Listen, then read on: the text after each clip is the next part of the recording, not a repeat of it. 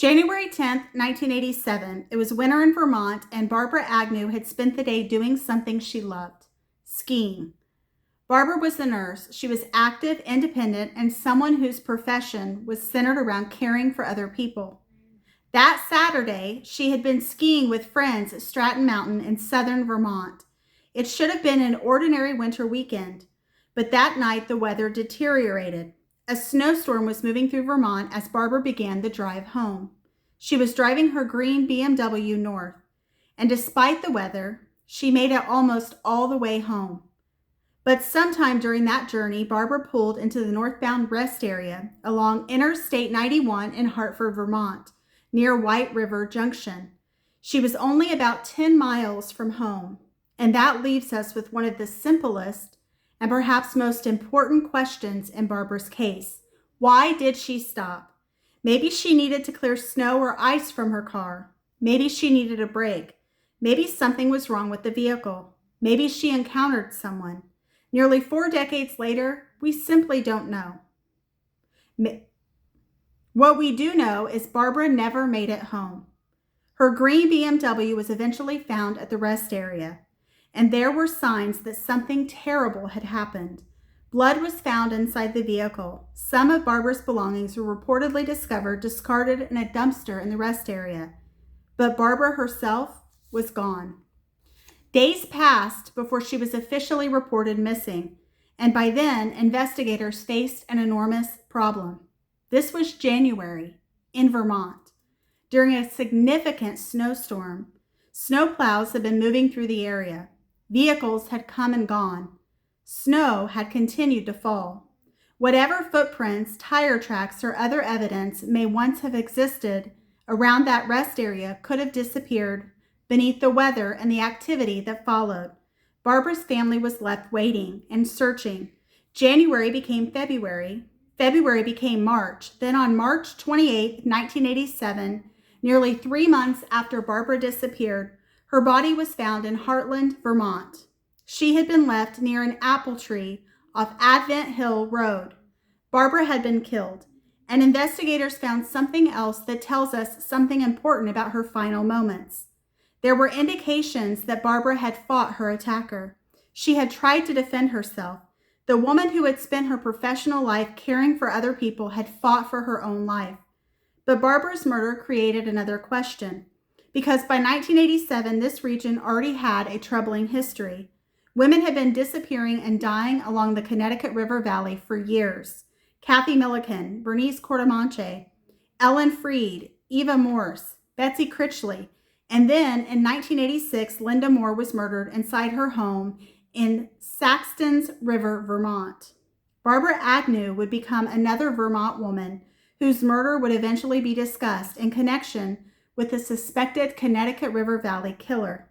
But if you've been following this series, you already know why we're careful with that phrase.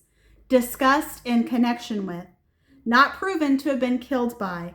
And Barbara's case gives us even more reason to maintain that distinction, because years after her murder, an extraordinary story emerged. A man named Gary Westover reportedly told his uncle that he knew what happened to Barbara Agnew. Westover was a paraplegic man from New Hampshire. According to accounts of the conversation, in 1997, Westover spoke with his uncle, Howard Minnan, a retired law enforcement officer. And Westover allegedly confessed that he had been present the night Barbara was abducted and murdered. But he didn't describe a lone serial killer. He reportedly described a group of men. According to the story Westover told, he had been with 3 other men on the night Barbara disappeared. He claimed those men abducted Barbara from the rest area and killed her.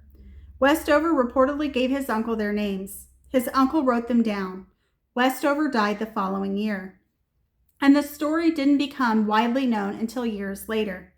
That means investigators were left with something incredibly difficult to evaluate: a deceased man, a decades-old confession, allegations involving other people, and very little physical evidence remaining from a crime committed in the middle of a Vermont snowstorm. Private investigators would later explore whether another man, sometimes discussed in connection with the Connecticut River Valley murders, Michael Nicolau, could have been involved. Nicolau had a documented history of extreme violence. But this distinction matters. Suspicion is not evidence, and we have not found reliable documentation establishing that Michael Nicolau was one of the 3 men Westover originally named to his uncle. That's why we aren't going to tell you that he was. We're not going to tell you that Gary Westover's story solved Barbara's murder. It didn't. Barbara Agnew's murder remains unresolved, and that leaves us with 2 very different possibilities. Maybe Barbara belonged to the same pattern investigators had already begun seeing throughout the Connecticut River Valley. A woman traveling alone, a rural New England road, a knife, a body moved away from the location where she disappeared. Or maybe Barbara's murder had nothing to do with a lone serial killer at all.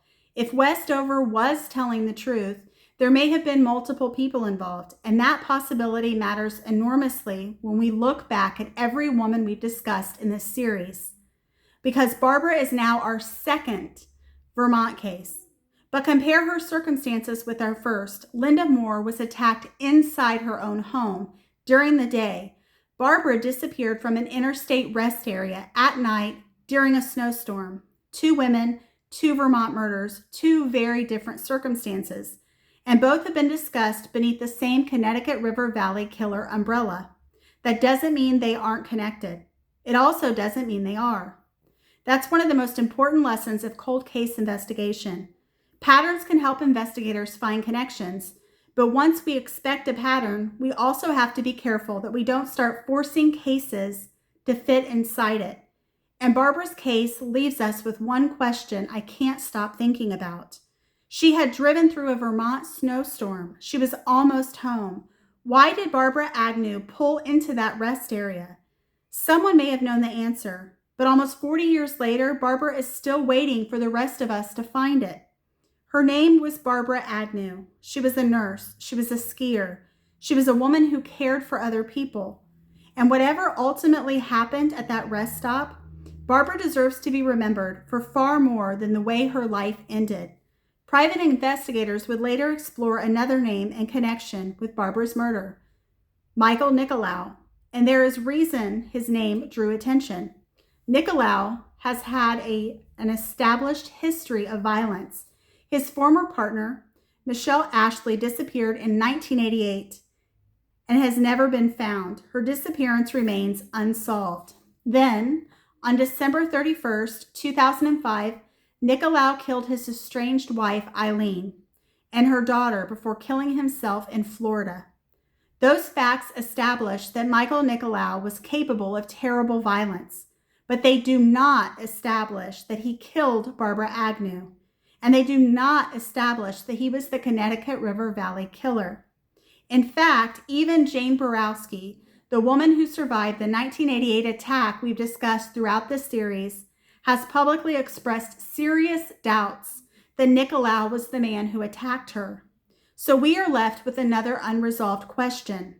Was Michael Nicolau connected to these crimes? Or did investigators encounter a violent man whose terrible history made him appear to fill a mystery that actually belonged to someone else? We don't know. And unless evidence establishes the connection, we're not going to turn suspicion into fact. I'm Buffy. This is Grace and Gavel. And here we remember the person before we remember the crime.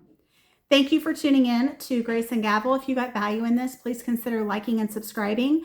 If you just tuned in for the first time today, be sure and go back. This is a series where we've dealt with all the women individually, both in short form and in long form, so you can get to actually know who the person was and remember them beyond just their death. Thank you so much for tuning in, and I hope you have a great rest of your day, and hopefully you'll come back and see me again soon. Thank you so much for the support. I appreciate it. Bye-bye.